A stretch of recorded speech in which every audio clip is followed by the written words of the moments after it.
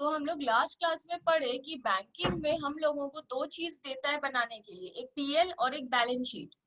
पर इसके लिए टोटल 8 एडजस्टमेंट सीखना पड़ता है, 8 एडजस्टमेंट, जो सम में रहेगा या तो फाइनल अकाउंट्स में ही रहेगा, एक वर्किंग्स बन जाएगा या नोट बन जाएगा, या ये आठों में से कोई भी चीज हम लोगों को अलग से देता है 4 मार्क्स में करने के लिए। 4 मार्क्स, 3 मार्क्स या 5 मार्क्स, और ऑब्जेक्टिव आता है तो एक एक मार्क्स का ऑब्जेक्टिव भी आता है। इसलिए हो सकता है पीएल बैलेंस शीट आया ही नहीं, सिर्फ ऑब्जेक्टिव आ गया या छोटा सा सम आ गया। तो इसलिए हम लोग ये 8 एडजस्टमेंट सीख रहे हैं।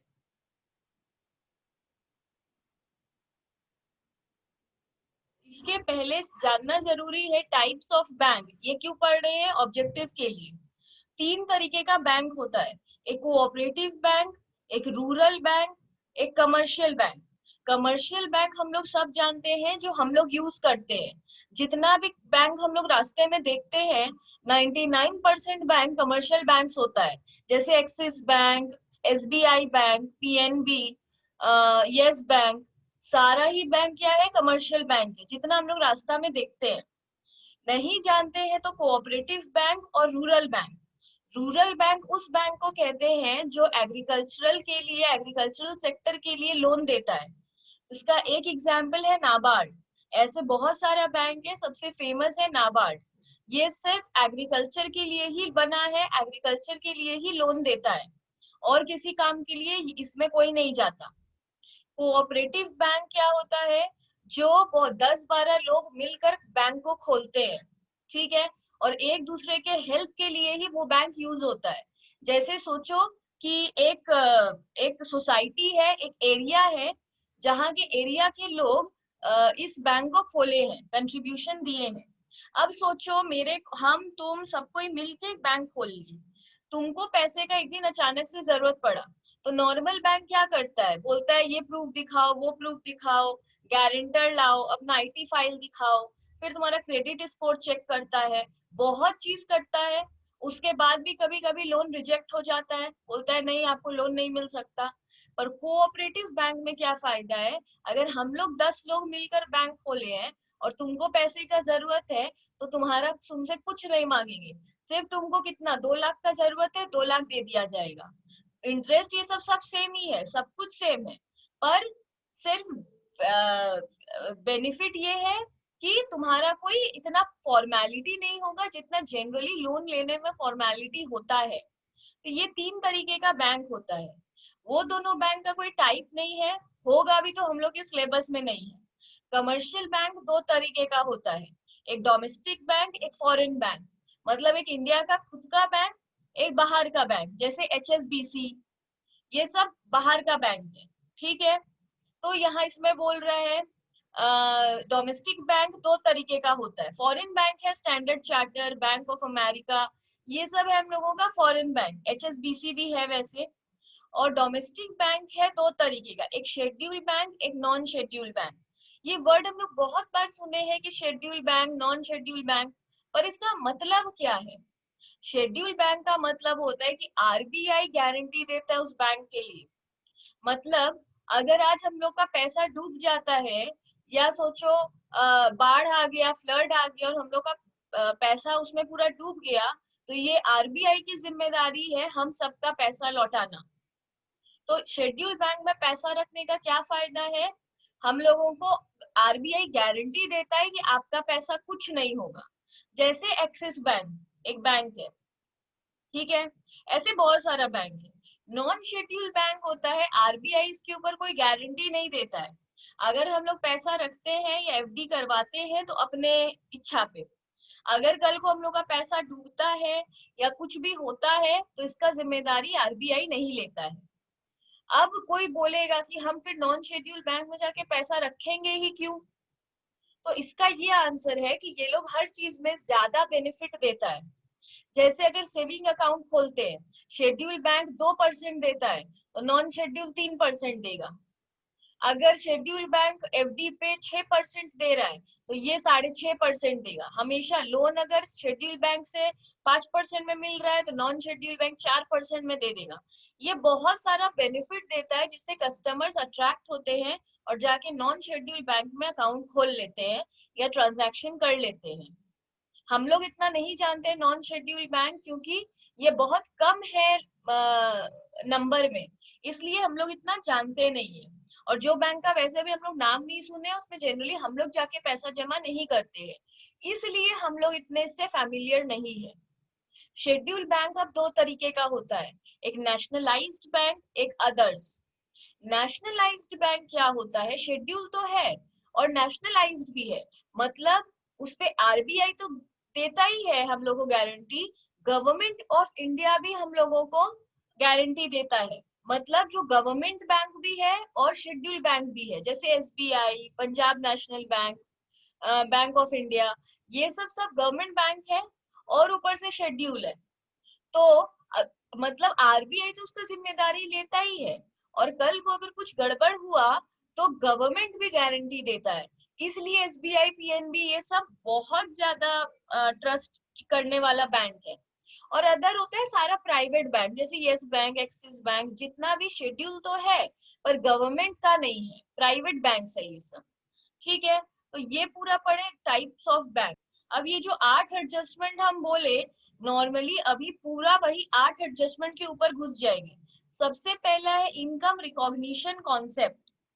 इससे हम बता दें ऑब्जेक्टिव भी आएगा, कोई भी मार्क्स का क्वेश्चन आ सकता है, बड़े से पीएल बैलेंस शीट में एक नोट बन सकता है, एक वर्किंग बन सकता है। तो क्या आएगा इन 8 एडजस्टमेंट से, इसका कोई कह नहीं सकते। तो इनकम रिकॉग्निशन कॉन्सेप्ट का मतलब क्या है, बैंक का एक ही इनकम है, इंटरेस्ट। सिंपल बात है, बैंक का अगर कोई इनकम हो सकता है तो बैंक कैसे इनकम करेगा, एक बिजनेसमैन कैसे इनकम करता है, कुछ भी सेल करके। तो बैंक कैसे इनकम करेगा, एक ही लाइन में आंसर है, इंटरेस्ट। तो अगर इनकम का बात करें बैंक की इनकम का, तो दिमाग में आना चाहिए इंटरेस्ट। तो bank calculate their interest income as follows.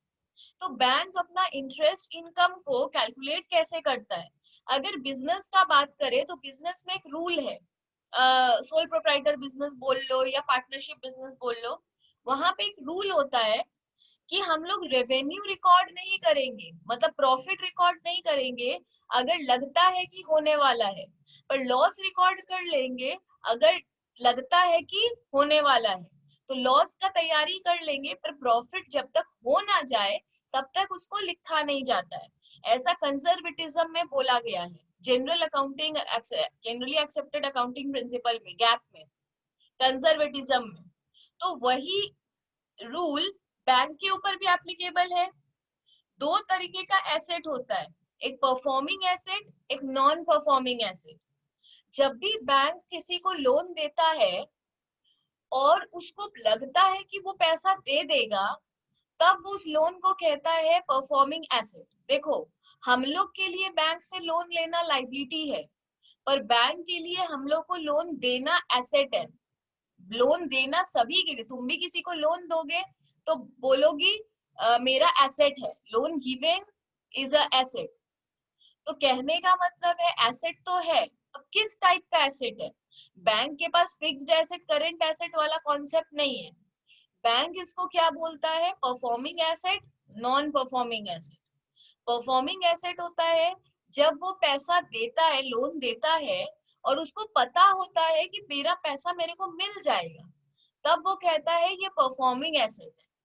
पर जब सामने वाले के हरकत से बैंक को लगता है कि उसका पैसा डूबने वाला है, उसको कोई वो लोन चुकाने वाला नहीं है, मतलब लोन दिया, बार बार बैंक फोन कर रहा है अपना इंस्टॉलमेंट भरिए, इंस्टॉलमेंट भरिए, वो आदमी मिल नहीं रहा है या बोल रहा है कि नहीं दे पाएगा, कुछ भी कर रहा है, तो बैंक को फीलिंग होने लगता है कि वो आदमी पैसा नहीं देगा, जिसको हम लोग कहते हैं non performing asset.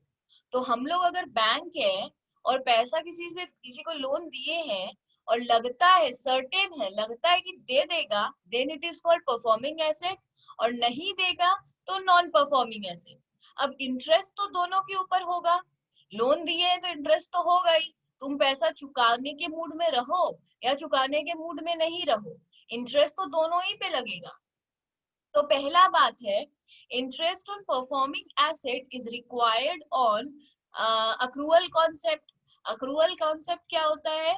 Accrual concept हम लोग पढ़े हैं, मिले या नहीं मिले उसको पहले ही रिकॉर्ड कर लो, दिए हैं या फिर देने वाले हैं अभी से रिकॉर्ड कर लो।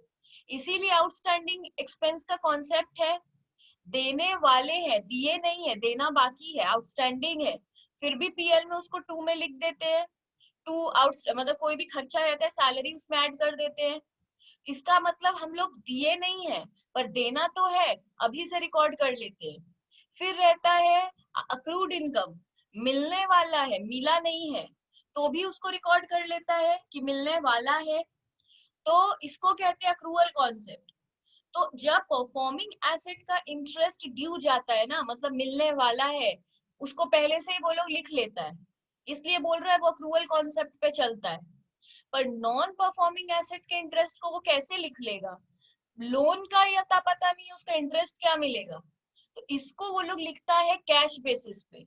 अगर सामने वाला देगा तब वो लोग इसको लिखेगा, अगर सामने वाला इंटरेस्ट नहीं दिया तो फिर हम नहीं लिखेंगे, इसको बोलते हैं कैश बेसिस।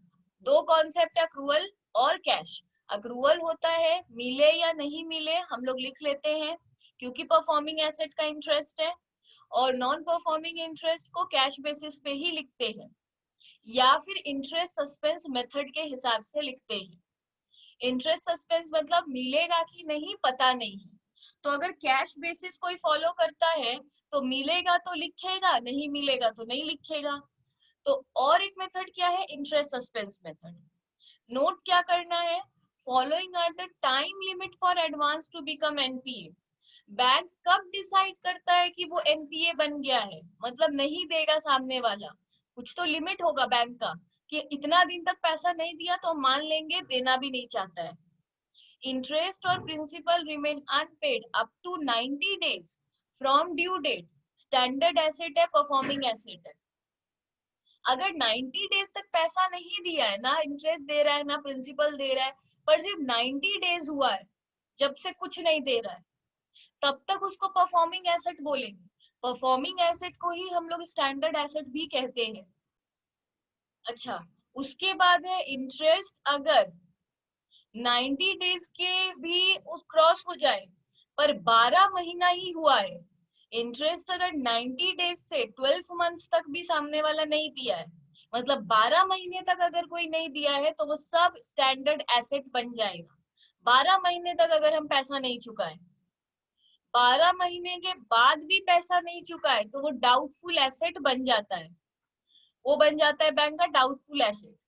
अब एक साल अगर 0 से लेके 1 साल लग गया है या फिर 1 ईयर से 3 इयर्स तक भी पैसा नहीं दिया है, या मोर देन 3 इयर्स 3 साल से ज्यादा हो गया है पैसा नहीं दिया है, till auditors recommendation have been received, मतलब ऑडिटर 3 साल से ज्यादा हो गया है पर कब तक वेट करेंगे, कब तक उसको डाउटफुल एसेट बोलेंगे, जब तक ऑडिटर ना बोल दे कि ये अब पैसा मिल गया है।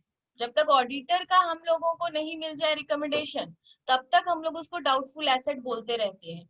मतलब सिंपल बात है, 3 साल से ज्यादा, 0 साल से लेके 3 साल तक, 12 महीने के बाद 0 से लेके 1 साल तक, या 1 साल से लेके 3 साल तक, या 3 साल से ज्यादा टाइम तक अगर वो पैसा नहीं दिया है तब तक वो डाउटफुल एसेट है। अपॉन रिसीट और recommendation from auditor, loss asset. जैसे ही ऑडिटर बोल दिया रिकमेंड कर दिया, मतलब बोल दिया कि नहीं मिलेगा सामने वाले से पैसा, तब अब डाउट भी नहीं है, लॉस बन गया। तब ऑडिटर का रिपोर्ट आते ही वो बोल दिया जाएगा, पहले तो डाउट था मिलेगा कि नहीं मिलेगा, ऑडिटर बोल दिया है तो और मिलेगा भी नहीं, वो क्लियरली लॉस एसेट बन जाता है। तो पहले होता है स्टैंडर्ड एसेट, फिर होता है सब स्टैंडर्ड एसेट, फिर होता है डाउटफुल एसेट, फिर होता है लॉस एसेट। टाइम लिमिट याद रखना है, बहुत बार ऑब्जेक्टिव में पूछा है। 2, 3 और 4 तीनों ही नॉन परफॉर्मिंग एसेट है, मतलब इस पेज में जो हम तीनों लिखे हैं सिर्फ स्टैंडर्ड एसेट ही परफॉर्मिंग एसेट है, इन तीनों में वो आ जाता है नॉन परफॉर्मिंग एसेट के केस में। तो नॉन परफॉर्मिंग कौन सा एसेट बन जाता है, जिसपे 90 डेज से ज्यादा हम लोग सामने वाला पैसा नहीं दिया है। ठीक है, तो ये हम इस तरह चार्ट बना के लिख दिए हैं। सबसे पहले बैंक हम लोग को एडवांस देता है, उसके बाद तब तक हम लोग उसको कहते हैं स्टैंडर्ड एसेट। 90 डेज तक हम लोग उसको कहते हैं स्टैंडर्ड एसेट। 90 डेज भी क्रॉस कर गया, 12 महीने के जोन में घुस गया, तो हम लोग उसको कहते हैं सब स्टैंडर्ड एसेट। 12 महीना भी बीत गया, वहां से फिर साल शुरू हो गया, 0 से 1, 1 से 2, 2 से 1 से 3, 3 से इंफिनिटी, तीनों ही केस में वो डाउटफुल एसेट कहलाता है। ये पूरा पूरा पीरियड को हम लोग अनसिक्योर्ड डाउटफुल कहते हैं, या यहाँ हम डाउटफुल एसेट लिखे थे, इसको डाउटफुल अनसिक्योर्ड एसेट भी कहते हैं, अनसिक्योर्ड डाउटफुल एसेट भी कहते हैं, कुछ भी। पर ये पूरा पीरियड में वो डाउटफुल है। उसके बाद भी अगर वो नहीं दिया तो वो फाइनली लॉस बन जाता है, जो बैंक का बैड डेट हो गया, बैंक को और पैसा मिलेगा भी नहीं। तो ए वाला कॉन्सेप्ट खत्म हो गया। इसके बाद हम लोग आ रहे बी में, प्रोविजन फॉर डाउटफुल डेट्स। जब बैंक, ये तो हम लोग बिजनेस में भी सुने हैं, प्रोविजन फॉर डाउटफुल डेट, पैसा देने के बाद हमको लग रहा है कि सामने वाला पैसा नहीं देगा, तो हम क्या करेंगे, ये जो रेट्स है, ये रेट पहले ये था, फिर न्यू अमेंडमेंट आया था 2011 में, 18 मई 2011 में न्यू रेट्स आया था। न्यू रेट्स में ये रेट आ गया है। हम लोग को लर्न क्या रखना है, सिर्फ न्यू रेट, ओल्ड रेट याद नहीं रखना है। ये समझाने के लिए सिर्फ हम समझाए हैं, याद हम लोग सिर्फ ये करेंगे, इसको याद नहीं करना है, इसको याद नहीं करेंगे। ये सिर्फ इसके पहले के स्टूडेंट्स को ये वाला याद रखना था, अभी हम लोग के ऊपर सिर्फ न्यू एप्लीकेबल है। तो बोल रहा है स्टैंडर्ड एसेट, देखो प्रोविजन बना लेना पड़ता है, हम लोग को ये शुरू से सिखाया गया है। अगर लगता है कि सामने वाला पैसा नहीं देगा तो उसको पहले से रिकॉर्ड करो, उसका तैयारी करो, तो हम लोग प्रोविजन बनाते हैं। तो स्टैंडर्ड एसेट पे भी देखो, 90 डेज तक अगर पैसा नहीं दिया है, वो परफॉर्मिंग एसेट है, पर 90 डेज तक तो नहीं दिया है, तो सेफ साइड 0.40% बना लो, एकदम 1% भी नहीं, आधा % भी नहीं, पर थोड़ा सा प्रोविजन बना लो, क्योंकि 90 डेज तक नहीं दिया है तो एक डाउट तो है, तो इसलिए इसके ऊपर इतने का प्रोविजन बना लो। फिर है रीस्ट्रक्चर्ड स्टैंडर्ड एसेट, इसके ऊपर इतना 2%। सब स्टैंडर्ड है पर सिक्योर्ड है, मतलब इसके ऊपर सामने वाले ने कुछ गिरवी रखा है बैंक के पास, तो 15% का बना लो।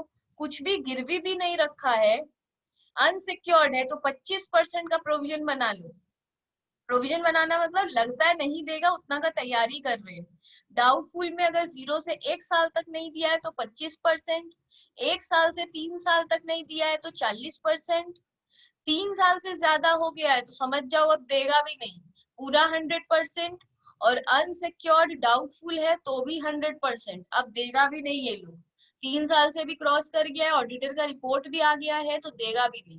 एग्जाम्पल देखो, इससे क्या सम आएगा, हम लोग को सब में दे देगा, स्टैंडर्ड एसेट है 4000, सब स्टैंडर्ड सिक्योर्ड है 2000, डाउटफुल 0 to 1 है 900 का, और सिक्योर्ड है 1 to 3 इयर्स का 400, 3 से भी ज्यादा साल हो गया है 300। ये डाउटफुल सिक्योर्ड है, ये एक साथ दिया है, डाउटफुल सिक्योर्ड। डाउटफुल दो था, सिक्योर्ड और अनसिक्योर्ड दोनों का रेट अलग था, इसलिए बोल दिया है डाउटफुल तो है पर सिक्योर्ड है। 0 to 1 है 9 साल, 1 to 3 है 400 रुपया, 3 ईयर से भी ज्यादा, मोर देन 3 इयर्स हो गया है 300, और लॉस वाला है 500। तो इसका हम लोग को बोल रहा है कि सम करो, तो इसको कैसे करेंगे, पूछेगा प्रोविजन बनाओ, कैलकुलेट प्रोविजन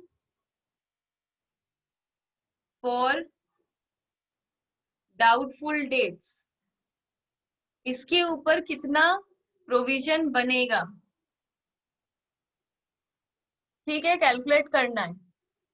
तो हम लोग क्या लिखेंगे, कुछ नहीं, बहुत इजी है, पर्टिकुलर्स, अगर अच्छा से सजाना है तो पर्टिकुलर्स, फिर रेट, फिर अमाउंट, पर्टिकुलर्स में सारा एसेट लिख लो। स्टैंडर्ड एसेट कितना है, 4000 का है। स्टैंडर्ड एसेट के ऊपर प्रोविजन बनाते हैं 0.40% का, मतलब 16 रुपीज।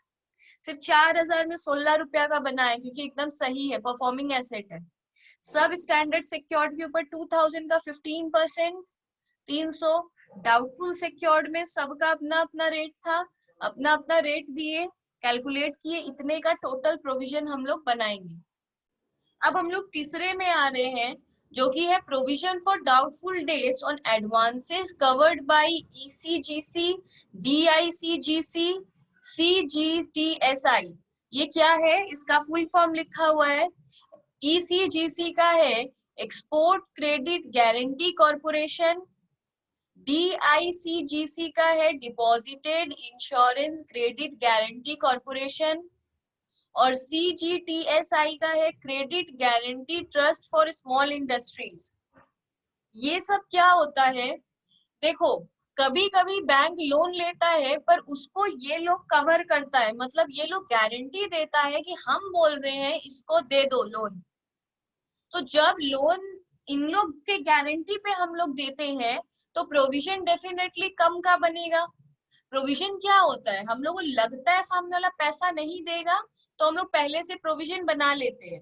तो इन लोग गारंटी देता है कि अगर तुमको ये पैसा नहीं दिया तो 40% हम दे देंगे। सोचो, ये बोल दिया कि अगर ये तुमको लोन नहीं पे ऑफ किया तो 50% हम चुका देंगे। तो बैंक को गारंटी तो रहता है कि अगर आदमी नहीं भी दिया तो गवर्नमेंट है, ये लोग तीनों क्या है, गवर्नमेंट बॉडी है। तो गवर्नमेंट बोलता है हम गारंटी देते हैं, तुम्हारा थोड़ा पैसा हम दे देंगे। कितना देगा वो लिखा हुआ है, कौन कितना गारंटी लेता है। तो whenever any advance is covered by guarantee from government department, then provision is calculated as follows. तो definitely provision थोड़ा कम जाएगा, थोड़ा कम हम लोग को डाउट रहेगा। तो पहले है कैलकुलेट करेंगे हम लोग एडवांस प्रोविजन, जैसे ऊपर किए एकदम वैसे ही हम लोग प्रोविजन निकाल लेंगे। फिर वो जितना हम लोगों को reduce portion provision amount with guarantee cover which will be given only on unsecured portion। देखो दो तरीके का पोर्शन होता है एक लोन में। एक लोन सोचो, बैंक 1 लाख रुपीस किसी को लोन दिया, उसमें सामने वाला उसको सिक्योर किया है, सिक्योर करना मतलब गिरवी रखना, उसपे कुछ मॉर्गेज रखा है 40,000 तक के लोन का। हम बैंक से लोन, तुम बैंक हो, बैंक से हम तुम्हारे पास आए, बोले मेरे को लोन दे दो। तुम पूछी कितने का, हम बोले 1 लाख का लोन लगेगा। तुम बोली आपके पास कुछ है गिरवी रखने के लिए, हम बोले हाँ, पर मेरे पास सिर्फ ये 40,000 का ही सामान है। तुम बोली ठीक है उतना ही दीजिए। तुम मेरे से 40,000 का गिरवी सामान ली और मेरे को 1 लाख का लोन दे दी। इसमें सिक्योर्ड कितना है, सिर्फ 40,000, अनसिक्योर्ड कितना है 60,000। तो ये जो गारंटी देता है ना ये लोग, ये तीन आदमी जो गारंटी देता है सिर्फ अनसिक्योर्ड पोर्शन के लिए देता है। जो बैंक ऑलरेडी सिक्योर कर चुका है तो ये लोग बोलता है तुम तो वो सामान बेच के, वो जो सिक्योरिटी रखा है, मॉर्गेज रखा है, वो बेच के तो तुम 40,000 ले ही आएगा। तो तुमको डूबने का डर तो सिर्फ 60,000 का ही है। हम तुमको गारंटी देते हैं 60,000 के लिए, 40,000 के लिए नहीं। तो इसलिए हम इसको क्लियरली अलग पेन से लिखे हैं कि गारंटी सिर्फ अनसिक्योर्ड पोर्शन के लिए ही देता है, जिसके लिए बैंक के पास कुछ गिरवी नहीं रखा है। Always consider market value of security for identification of secured and unsecured loan। अब हम जो सामान रखे हैं बोल रहे 40,000 का है, पर रियल में उसका मार्केट वैल्यू कितना है 30,000। तो बैंक बोलेगा 30,000 सिक्योर्ड है, 70,000 अनसिक्योर्ड है। क्योंकि जब वो मेरे सामान को अगर बेचने गया, हम लोन नहीं पे ऑफ किए, तो बैंक को तो मेरा सामान बेचकर पैसा लाना होगा। तो बैंक जब उस सामान को बेचने जाएगा तो मार्केट वैल्यू तो 30,000 ही है। अब मेरा जो कार है हम कितने में भी खरीदे हो, उसका आज का मार्केट वैल्यू डिसाइड होगा जब हम लोन लेने जाएंगे, क्योंकि आज के डेट में वो उतने में नहीं बिकेगा जितने में हम खरीदे थे। तो वो बैंक जब सिक्योर्ड और अनसिक्योर्ड फाइंड करता है तो मेरे सिक्योरिटी का मार्केट वैल्यू देखता है फिर निकालता है। तो इससे सम आएगा कैसे? Axis Bank Limited had given advance of rupees 50 lakh to Ram as loan. Axis Bank Ram को लोन दिया है 50 लाख का। It got cover from ECGC for 35% value of security received is 18 lakh. वो कितना कवरेज दिया है? सिर्फ 35,000 का ही हम लोगों को कवरेज दिया है, ठीक है। और हम सिक्योरिटी कितने का रिसीव किए हैं? यहाँ फुल स्टॉप है। Value of security received is 18 lakh. वो लोन कितने का लिया है? 50 लाख का। और बैंक के सामने सिक्योरिटी कितना रखा है? 18 लाख का। तो इतना सिक्योर्ड है। इससे सम आता कैसे है? Advance is classified now as doubtful 3 category. देखो इसमें कैटेगरी होता है, डाउटफुल का कैटेगरी होता है। ये सम में ही गिवन है कि ये जो डाउटफुल है ये 3rd कैटेगरी में है। ये सब सम में लिख देगा, इसका कोई यूज नहीं है, इग्नोर करो। सम हम लोग करेंगे कैसे? हम ये इसलिए लिखवा दिए कि अगर एग्जाम में ये सब लिखता है तो कुछ कंफ्यूज नहीं होना है, सिर्फ कैलकुलेट प्रोविजन पे फोकस करो। ECGC लिखा है तो माइंड में ये थ्योरी पूरा ले आओ, 3rd नंबर केस, बस। ये डाउटफुल 3 ये सबको इग्नोर करो। तो सबसे पहले देखो हम लोग को क्या दे रहा है। हम लोग क्या करेंगे? एडवांस डाउटफुल 3 कितना है? 50 लाख। हम लोग एडवांस जो दिए कितने का? 50 लाख का। लिखेंगे ऐसे एडवांस डाउटफुल 3, क्योंकि डाउटफुल 3 कैटेगरी है। तो एडवांस 50 लाख नहीं, advance doubtful 3 50 lakh. Rate of provision secured, secured का भी 100%। अगर कोई ECGC नहीं है, देखो कोई ECGC नहीं है तो हम लोग का सिक्योर्ड का अमाउंट कितना था? डाउटफुल सिक्योर्ड का कितना था? 100%। 100% सिक्योर्ड और अनसिक्योर्ड दोनों में ही 100%। 100% पर यहाँ पर बोल रहा है अगर ECGC नहीं होता तो 100%। 100% होता। तो एक बार मानो कि ECGC नहीं है, वही पुराना लेकर करो। तो डाउटफुल सिक्योर्ड पे कितना? 18 लाख। सिक्योर्ड है 18 लाख इंटू 100%, मतलब 18 लाख। अनसिक्योर्ड कितना है? 32 लाख, क्योंकि 50 लाख में 18 लाख सिक्योर्ड है तो 32 लाख अनसिक्योर्ड है। उस पे भी 100%, तो 32 लाख। टोटल प्रोविजन हम लोग कितने का बनाते? नॉर्मल अगर ECGC नहीं होता तो 50 लाख का पूरा प्रोविजन बना लेते, पर ECGC बोल रहा है कि मत बनाओ, हम तो देंगे। तो लेस ECGC कितना? वो सिर्फ अनसिक्योर्ड को ही कवर करता है। तो अनसिक्योर्ड कितना है? 32 लाख। उसके ऊपर कितना प्रोविजन? वो कवर करता है, वो इतना दे देगा मेरे को। तो 35% वो दे देगा, मतलब 11,20,000 ECGC हमको दे देगा। तो हम कितने का प्रोविजन बनाएंगे? सिर्फ 38,80,000 का ही बनाएंगे। अब प्रॉपरली हम लोग इस सम को कैसे करेंगे एग्जाम में पूरा, वो तो हम सिर्फ समझा रहे थे। एग्जाम में कैसे करना है? A bank limited had advance of rupees 40 lakh. एक बैंक है जो किसी को लोन दिया है 40 लाख का, उसके ऊपर DICGC कवर है 40%। मार्केट वैल्यू है सिक्योरिटी का 13 लाख। कैटेगरी डाउटफुल 2 है। तो कैलकुलेट प्रोविजन।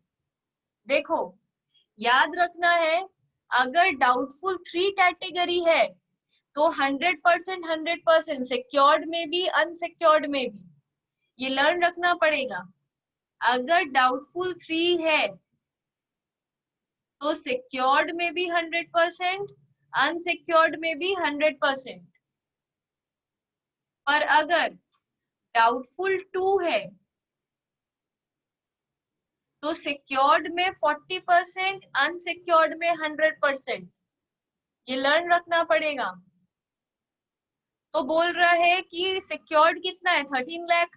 40 लाख में 13 लाख ही सिक्योर्ड है, तो 13 लाख पे हम 40% बनाए, और बाकी जो अमाउंट है 40 लाख में से जो 13 लाख हटा के माइनस करके 27 लाख आया, उस पे 100%, मतलब इतना। मतलब हम पूरा 32,20,000 का बना लेंगे। पर DICGC बोलेगा हम तो कवर कर रहे हैं तो उतना हटा दो। बोला ठीक है, कितना? 27 लाख। अनसिक्योर्ड का 40%, वो 40% दिया हुआ है तो इतना हटा दिए, तो प्रोविजन कितने का बनाएंगे? 21,40,000 का। इसके बाद फोर्थ टॉपिक आता है रिबेट ऑन बिल डिस्काउंटेड। ये क्या है देखो, अभी तक हम लोग बचपन से जब भी पढ़े हैं बिल्स ऑफ एक्सचेंज चैप्टर को पढ़े हैं, 11 में पढ़े हैं, फाउंडेशन में पढ़े हैं, बीकॉम में पढ़े हैं, हम लोग जब भी पढ़े हैं तो कस्टमर बनकर पढ़े हैं, बैंक बनकर कभी नहीं पढ़े हैं। अब पढ़ेंगे बैंक क्या करता है, बैंक का क्या फायदा है, बैंक क्या जर्नल एंट्री पास करता है। हम लोग बिल्स ऑफ एक्सचेंज में पढ़े हैं कि हम लोग क्या जर्नल एंट्री पास करते हैं। तो इसको देखो, generally bank purchase bills for customer and realize such amount rates on। देखो हम एक बात क्लियर बताते हैं, बिल्स ऑफ एक्सचेंज होता क्या है, अगर भूल गई हो तो हम फिर बता देते हैं। हम लोग किसी से, हम कस्टमर है, तुम बैंक हो, हम गए, हम किसी, मेरे पास बिल्स ऑफ एक्सचेंज था, बिल्स रिसीवेबल था, किसी से उधार में सामान खरीदे थे, मेरे पास पैसा नहीं था, तो हम उसको बोले कि हम एक BR बना दो। वो बोला ठीक है, वो क्या किया, एक BR बना दिया। अब हम सेलर थे तो मेरे पास BR हम रख लिए। अब हमको क्या करना है, अब हम बैंक, अब हमको करना क्या है, हम बैंक के पास गए, बिल का एक ड्यू डेट होता है कि वो मेरे को 3 महीने के बाद पैसा देता, पर हमको पैसा अभी चाहिए। तो हम क्या करते हैं, बैंक के पास जाते हैं, मतलब तुम्हारे पास जाते हैं और जाकर बोलते हैं कि देखिए आप ये बिल रख लीजिए, 10,000 का बिल है, आप ये रख लीजिए और मेरे को 10,000 अभी दे दीजिए। सामने वाला जब 3 महीना बाद आपको 10,000 देगा अकाउंट में, तो आप मेरे को मत दीजिएगा, आप रख लीजिएगा। तो बैंक बोला कि ये काम हम आपका क्यों करें फ्री में। तो बैंक बोला पर हाँ ठीक है हम कर देंगे, इसके लिए हम कुछ चार्जेस लेंगे। तो बोला कि कितना लोगे, बोला 1,000 रुपीज लेंगे, आपसे हम ये बिल लेंगे 10,000 का, पर आपको देंगे 9,000, 1,000 रुपया हम आपको नहीं देंगे। जब वो आदमी मेरे को आके 10,000 देगा तो हम 10,000 रख लेंगे, आपको कितना दिए, 9,000, मेरे को 1,000 का फायदा हो जाएगा। ठीक है, तो बोला ठीक है, अभी के अभी मेरे को पैसा चाहिए तो पेमेंट तो मतलब देना पड़ेगा। इसको हम लोग क्या कहते थे, डिस्काउंटिंग चार्जेस। इसको कस्टमर लोग अभी तक में क्या कहता था, डिस्काउंटिंग चार्जेस, और ये कस्टमर लोग का क्या होता था, खर्चा। अब बैंक इसको क्या कहता है, डिस्काउंट इनकम। बैंक का एक इनकम तो है इंटरेस्ट, और एक इनकम क्या है, ये डिस्काउंटिंग चार्जेस बैंक लेता रहता है। तो डिस्काउंट इनकम उसका एक इनकम है। तो रियल में बैंक मेरे से किया क्या, 9,000 दे के वो बिल परचेज किया मेरे से, इसलिए इसमें बिल परचेज कह रहे हैं। रियल में परचेज करना क्या होता है, पैसा दो सामान लो, इसी को कहते हैं कुछ खरीदे। सिंपल भाषा है, डेली लाइफ में यूज करते हैं कि पैसा दो सामान ले लो, इसको बोलते हैं परचेज करना। तो बैंक भी क्या किया, मेरे को 9,000 दिया और 9,000 से ये खरीद लिया। तो इसलिए लिखा है generally bank purchase bills for customer. Bank ये बिल परचेज करता है। एंड रियलाइज मतलब पैसा मिलना, पैसा मिलता है फिर उसको। This is called bill purchase and discounted. Bill purchase भी किया और डिस्काउंट भी करवा लिया। It earned income from such discounting and is called discount income। ये जो वो डिस्काउंट कराता है तो बैंक का इनकम अर्न होता है, जिस इनकम को वो कहता है discount income, which is shown in schedule number 13 हम लोग का PL में चला जाता है, जिसमें एक शेड्यूल है, शेड्यूल 13, उसमें डिस्काउंट इनकम आता है। इसका बैंक जर्नल क्या पास करता है, जब भी हम लोग कोई चीज, हम लोग तो बैंक है ना, तो बैंक बन के सोचो, बिल आया तो बिल परचेज करना डेबिट होता है, दो लॉजिक से, परचेज अकाउंट डेबिट ही होता है, और दूसरा व्हाट कम्स इन डेबिट, तो बिल आया इसलिए बिल परचेज अकाउंट डेबिट। कितना, बिल का वैल्यू कभी चेंज नहीं होता है, 10,000, मेरे पास बिल आया है 10,000 का, पर मेरा कैश कितना गया, 9,000 रुपया। और मेरे को इनकम कितना हो गया, 1000 रुपया। अब बिल परचेज तो कर लिया, मच्योर होने का टाइम आया। जब मच्योर हो गया, मतलब 3 महीना का बिल था, 3 महीना बीत गया, तो सामने वाला आके बैंक को पैसा दिया, तो बैंक के पास पैसा आया, कैश अकाउंट डेबिट, और बिल वो डिस्ट्रॉय कर दिया, फाड़ दिया, तो बिल चला गया, bill purchased credit. At the year end, at year end for unearned discount. अब वो क्या करता है, सोचो ये क्यों है अनअर्न्ड, मतलब जैसे सोचो 31 मार्च को मेरा डेट खत्म होता है, ठीक है, पर बिल का ड्यू डेट है 30 अप्रैल, पर मेरे को तो बुक्स क्लोज करना है 31 मार्च को, हमको तो पूरा हिसाब करना है 31 मार्च का। तो 31 मार्च तक मेरा जो इनकम नहीं हो पाया, देखो डिस्काउंट इनकम रियल में कब इनकम होता है, जब सामने वाला बैंक को पैसा देता है।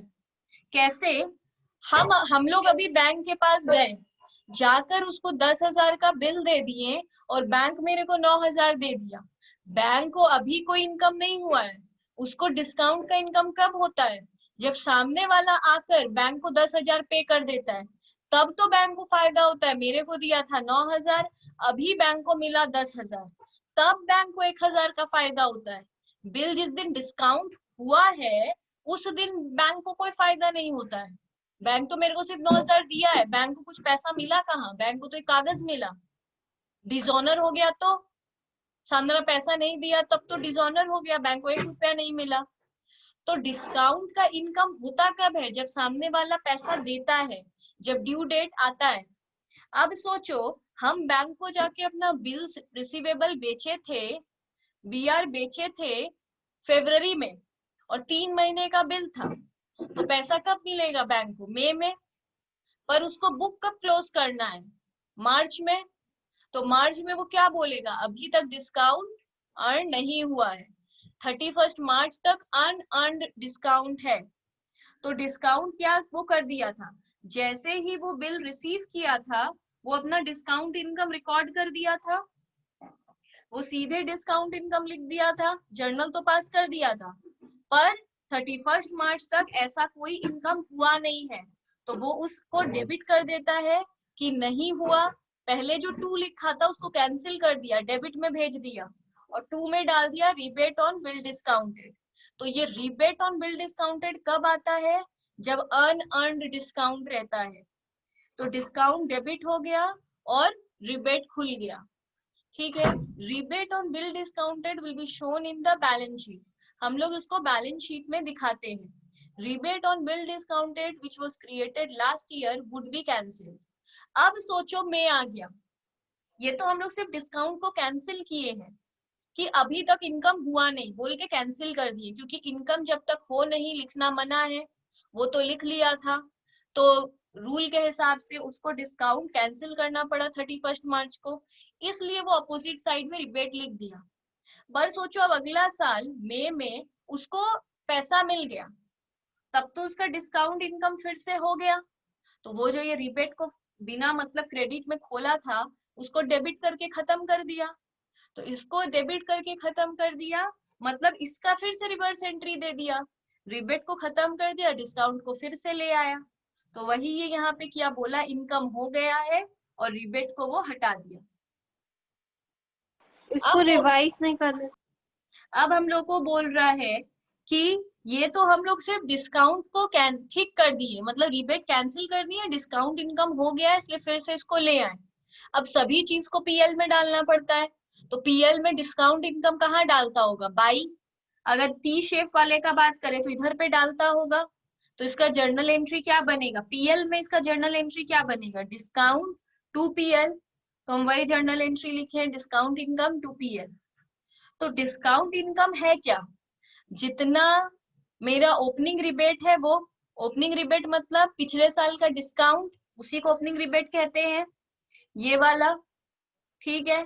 ओपनिंग रिबेट मतलब पिछले साल का जो डिस्काउंट कैंसिल किए थे वो तो है ही, प्लस जितना डिस्काउंट हम असली में रिसीव किए, माइनस इस साल जो डिस्काउंट हटा दिए, क्लोजिंग रिबेट तैयार हुआ है मतलब डिस्काउंट जरूर कैंसिल किए हैं, तो डिस्काउंट, तो ये पूरा चीज आता है शेड्यूल 5 में।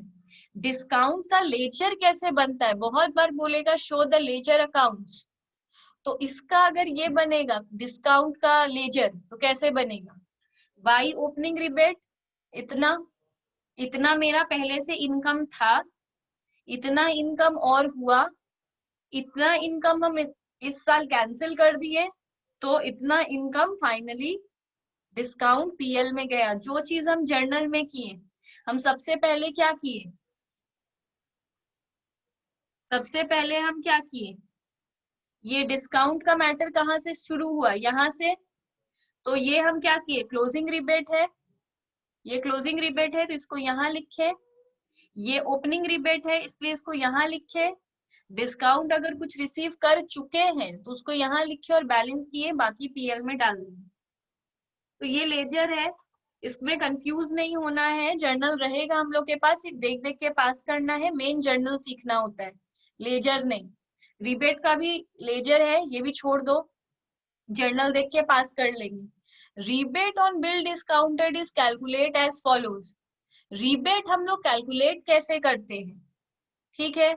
रिबेट का मतलब क्या होता है, अनअर्न्ड डिस्काउंट, जो डिस्काउंट अभी तक हम लोग अर्न नहीं किए हैं, करना बाकी है, क्योंकि साल खत्म हो गया है, बुक्स क्लोज करना है, तो हम लोग जैसे मार्च में अगर बुक्स क्लोज हो रहा है और बिल का ड्यू डेट पड़ रहा है मई, तो कितना महीना का अभी तक नहीं मिला, 2 महीने लेट होगा, इसलिए 2 महीने का डिस्काउंट नहीं मिल पाए, उसको रिबेट में डाल देते हैं हम लोग।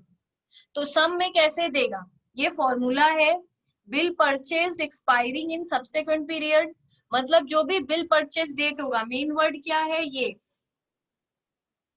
इन्वर्टेड कॉमा में लिख दो, बिल परचेज जितने का किए into rate of discount into subsequent period, जितना दिन अभी बाकी है बिल को मैच्योर होने में।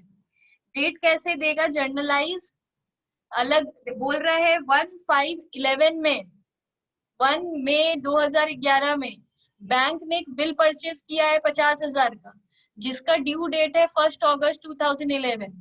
ऐसे ही अलग अलग डेट पे परचेज किया है, अलग अलग अमाउंट में परचेज किया है, और अलग अलग दिन में ड्यू डेट आएगा।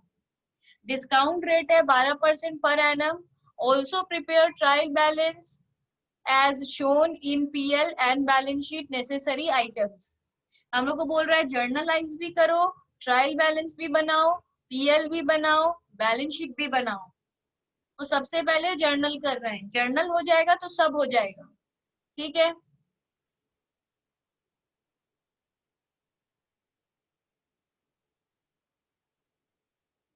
इसमें हम लोग को बोल रहा है, सबसे पहले आराम से देखो, 1/5/11 में हम लोग एक बिल परचेज किए, बिल परचेज किए तो बिल परचेज अकाउंट डेबिट, क्योंकि परचेज अकाउंट डेबिट होता है, कितने में किए, 50,000 में, इसलिए 50,000 टू कैश, पैसा चला गया परचेज करने से और इनकम हो गया। इनकम कितना होगा, 50,000 का बिल है, उस पे 12% बैंक इंटरेस्ट डिस्काउंट चार्ज करता है, इनटू कितने महीने के लिए, 1 मई से 1 अगस्त तक, तो मई जून जुलाई 3 महीना, इसलिए 3 महीना, तो कितना आ रहा है, 1500। तो बैंक मेरे से कैश कितना लिया होगा, इतना, ठीक है। तो सॉरी, बैंक कितना कैश दिया मेरे को, 48,500, और इतना वो इनकम कर लेगा, अभी वो क्रेडिट में लिखा है कि कर लेंगे। अब 1/8/11 में जब असली में मैच्योरिटी डेट आया, तो बैंक के पास कितना रुपया आया, पूरा 50,000, और जो बिल परचेज किया हुआ था वो चला गया। अब बोल रहा है इसके बाद कि 1/10/11, 1/10/11 कैसे, दूसरा डेट आ गया, दूसरे डेट में फिर से बिल परचेज किए हैं, तो सेम जर्नल एंट्री होगा, bill purchase account debit to cash to discount, same entry. Bill कितने का परचेज किए हैं, बिल हम लोग 90,000 का परचेज किए हैं, ठीक है। ड्यू डेट कितना है, 1 अक्टूबर से 1 मार्च, मतलब अक्टूबर, नवंबर, दिसंबर, जनवरी, फरवरी, 5 महीना, तो इसलिए हम दिए हैं 5/12, ठीक है। तो 4500, तो बैंक का अभी पैसा कितना गया, 85,500, कितने में खरीदा, इतने में खरीदा। अब आ जाएगा, देखो अब इसके पहले क्रोनोलॉजिकली जाना है हम लोग को, मार्च के पहले तो जनवरी आ जाएगा ना, तो अभी पैसा मिला नहीं है बैंक को। बैंक 1 अक्टूबर 2011 के बाद 1 जनवरी 2012 को एक और बिल खरीदा है 70,000 में, तो इसलिए हम 1112 का एंट्री दिए हैं, bill purchase to cash to discount. Bill purchase किया है 70,000 का, पर ड्यू डेट को कितना है, इतना, तो कितना आएगा, जनवरी, फरवरी, मार्च, अप्रैल, 4 महीना, तो इसलिए यहाँ पे आया है 4/12, तो यहाँ पे इतना हुआ, तो अभी बैंक कैश इतना का दिया। अब 1 जनवरी के बाद 1 फेब आएगा, अभी मार्च नहीं आएगा, अभी 1 फेब आएगा, तो फिर बिल परचेज किया 80,000 का, हम फिर एंट्री दिए हैं 80,000 का। पर ये डिस्काउंट के लिए मंथ कैसे कैलकुलेट करेंगे, फेब से लेके जून तक का, मतलब फेब, मार्च, अप्रैल, मई, 4 महीना, हम फिर से दिए हैं यहाँ पे 4 महीने का डिस्काउंट इतना, तो कैश इतना। अब फेब के बाद आएगा मार्च, ये जर्नल एंट्री है, क्रोनोलॉजिकली जाएगा। अब है ये मार्च, मार्च में क्या हुआ, मेरे को पैसा मिल गया, हम लोग बैंक है, हम लोग को पैसा मिल गया, कितना, जितने का बिल था, सामने वाला पार्टी तो आके उतना ही जमा किया बैंक में, बैंक को पूरा रुपया मिल गया, 90,000 पूरा रुपया मिल गया। फिर 1 मार्च 2012 आया, 1 मार्च 2012 को फिर से एक बिल परचेज हुआ है 1 लाख में, तो हम फिर से वही एंट्री दिए हैं। इसमें डिस्काउंट इनकम 5 महीने का क्यों है, मार्च से अगस्त है, तो मार्च, अप्रैल, मई, जून, जुलाई, 5 महीना हुआ, इसलिए यहाँ पे हम फिर से 5 महीने का दिए। अब कोई बोलेगा कि ये सब का ड्यू डेट क्यों नहीं दिए, तो हम लोग का अकाउंटिंग खत्म हो जाता है 31 मार्च 2012 में, ये मई, जून और अगस्त है, तो ये 3 के मैच्योर होने का एंट्री नहीं देंगे, क्योंकि साल खत्म हो गया है, नेक्स्ट ईयर देंगे, इस साल और कुछ भी मैच्योर नहीं हुआ। अब इसके बाद हम लोग को बोल रहा है ट्रायल बैलेंस बनाओ। ट्रायल बैलेंस के बगल में एक्सट्रैक्ट क्यों लिखे हैं, क्योंकि ये trial balance complete trial balance नहीं है और टैली नहीं करेगा। ट्रायल बैलेंस टैली करना चाहिए, ये टैली नहीं करेगा, इसलिए हम लोग एक्सट्रैक्ट लिख देते हैं, मतलब अनटैलीड ट्रायल बैलेंस बनाएंगे। बिल परचेज वो कितने का किया, जितना जितना अमाउंट दिया हुआ है सबको प्लस कर दिए, बिल वो परचेज कितना किया, पूरा इतना किया, बाकी जब उसको पैसा मिल गया तब बिल परचेज क्रेडिट भी हो जाता है, तो सिर्फ दो ही बिल परचेज सारा किया था, पर 2 तो चला गया क्योंकि पैसा मिल गया है, तो 2 माइनस भी कर देंगे, तो ये सब वो खरीदा था, 2 उसमें से चला गया, तो आज के डेट में कितना बिल परचेज किया हुआ है, वो 2,50,000 का। डिस्काउंट इनकम उसको कितने का हो गया, डिस्काउंट इनकम वो कितना लिखेगा, पहला है हम लोग का डिस्काउंट इनकम 1500, पहला जर्नल एंट्री में 1500 का है, बाद में ये सारा 4500, 2800, 3200 और 5000, तो सारा डिस्काउंट, जितना डिस्काउंट क्रेडिट हुआ है सबको वो अपना डिस्काउंट इनकम में डाल दिया, दैट इज 17,000। तो ये बन गया, 2 ही आइटम है, एक बिल परचेज और एक डिस्काउंट इनकम। ट्रायल बैलेंस में 2 ही चीज हमेशा डालेंगे, याद रखना है। अब टाइम आ गया है रीबेट कैलकुलेट करने का। रीबेट कब कैलकुलेट करते हैं, जो डिस्काउंट हम लोग रिकॉर्ड तो कर दिए पर डिस्काउंट इनकम अभी तक हुआ नहीं है, अनअर्न्ड है, तो वही डिस्काउंट को हम लोग को रिबेट बनाना है। तो ध्यान से देखो कितना हम लोग, ये 3 का हम लोग को डिस्काउंट इनकम नहीं हुआ, तो पहले 70,000 तो रिबेट बनाएंगे किसका, जिसका इस साल मैच्योर नहीं हुआ, तो वही हम लिखे हैं 70,000, 80,000 और 1 लाख, ठीक है। रेट डिस्काउंट का सेम ही था, 12%, 12% इतना का ही बनाए थे। ये महीना कैसे कैलकुलेट किए, ये 1 में है, तो कितना टाइम का हम रुके हैं, तो हम कितने टाइम रुके हैं? साल खत्म कब हो गया? 31 मार्च को, तो सिर्फ अप्रैल हम लोग को वेट करना है, तो इसलिए 1 महीना। फिर हम लोग को जून दिया है तो 2 महीना, यहाँ लिखे है 2 महीना, और फिर है 1 अगस्त तो 4 महीना, अप्रैल मई जून जुलाई, 4 महीना। तो टोटल इतने का हम लोग का रिबेट तैयार हुआ 6300 का। तो ये जर्नल हम बताए थे, discount income to rebate on bill discounted 6300 ये हम लोग दे दिए।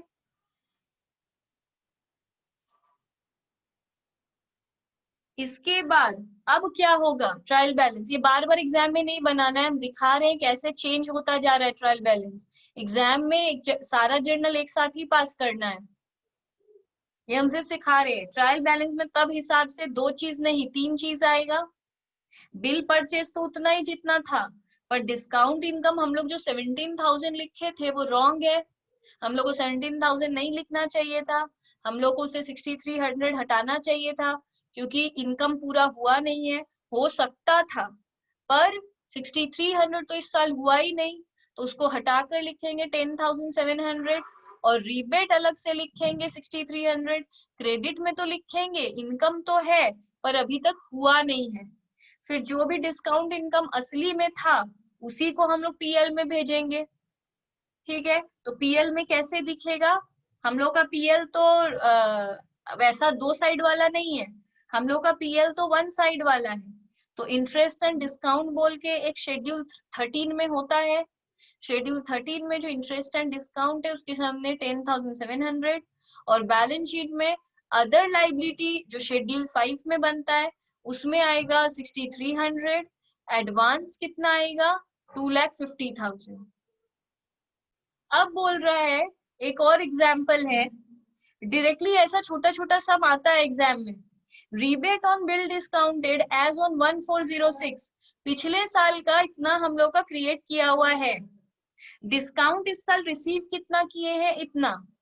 Detail of bill discounted are as follows, हम लोग इतना का बिल खरीदे थे, ड्यू डेट ये सब था, रेट ऑफ डिस्काउंट ऐसा था, calculate the rebate on bill discounted.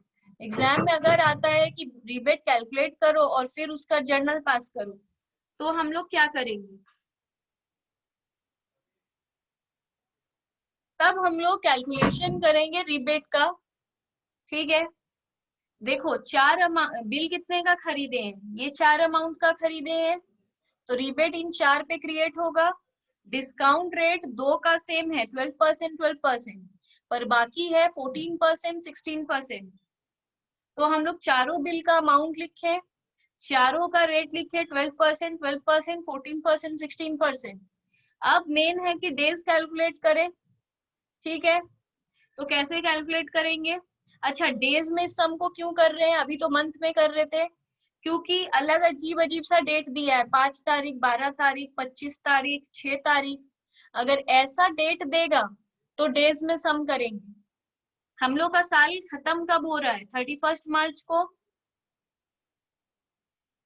और ड्यू डेट कितना है? 5 जून। तो अप्रैल का 30 दिन, मई का 31, और जून का 5 डेज। तो इस तरह हम ये एक दिखा दिए, अप्रैल का 30 दिन, मई का 31 और जून का 5। तो 66 डेज का इतना हुआ। उसके बाद बाकी भी कैलकुलेट कर लो कितना होगा। यहाँ पे दिया है 12 जून, तो यहाँ पे क्या क्या होगा?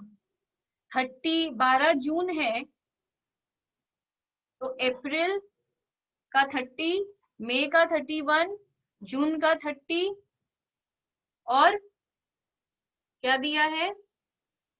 जून का तो 12 तारीख ही है ना। हाँ, तो 30, 31 और 12, तो सिर्फ 73 डेज हुआ। ऐसा करके हम लोग सबका डेज भी कैलकुलेट कर लिए, तो हम लोग का अपना रिबेट आ गया, अमाउंट भी आ गया। अब बोल रहे हैं जर्नल, तो हम लोग क्या करते हैं? डिस्काउंट कैंसिल करते हैं, रिबेट आ जाता है। कितने का आ जाएगा? इतने का। इसके बाद rebate on bill discounted to discount income, ये क्या है? फिर रिबेट हम लोग कैंसिल करते हैं। इतने का ही रिबेट कैंसिल क्यों किए? क्योंकि पहले से पिछले साल का इतना रिबेट था, तो जो पिछले साल का रिबेट होता है उसको हम लोग कैंसिल कर देते हैं। इस साल रिबेट बनाते हैं और पिछले साल वाला रिबेट कैंसिल कर देते हैं। तो ये पिछले साल वाला था, तभी तो इस साल का ओपनिंग है। तो पिछले साल वाले को फिर से डिस्काउंट इनकम में ले आए। डिस्काउंट इनकम को अल्टीमेटली पीएल में डाल दिए। कितना डालेंगे पीएल में? देखो, इतना हम लोग के पास तो डिस्काउंट रिसीव्ड है ही, तो डिस्काउंट रिसीव्ड है मतलब ये तो पीएल में जाएगा ही, असली में रिसीव किए हैं तो इतना तो जाएगा ही। प्लस इस साल इतना डिस्काउंट और आ गया, क्योंकि पिछले साल का था इस साल अर्न हो गया है, तो इतना आ गया। इस साल इतना चला गया, इसलिए ओपनिंग रिबेट प्लस होता है, क्लोजिंग रिबेट माइनस होता है। और लॉजिक हम लोग को क्लियर है, ये फॉर्मूला हम पहले लिखवाए थे, discount received plus opening rebate minus closing rebate. क्यों? ये तो असली में डिस्काउंट रिसीव किए ही है। ओपनिंग रिबेट क्या है? पिछले साल क्रिएट किए थे, इस साल पैसा मिल गया तो डिस्काउंट इनकम हो गया, और इस साल का डिस्काउंट इनकम जो नहीं हुआ वो डिस्काउंट से हटा दिए तो रिबेट में डाल दिए, इसलिए ये यहाँ आ गया। डिस्काउंट का जर्नल एंट्री तो हम लोग को पता ही है, जर्नल देखकर पास कर लेंगे।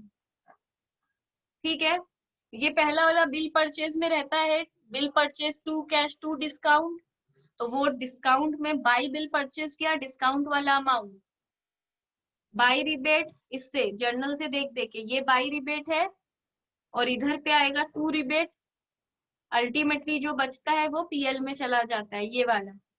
तो कुछ नहीं, सिर्फ जर्नल देखकर लेजर बना दिए।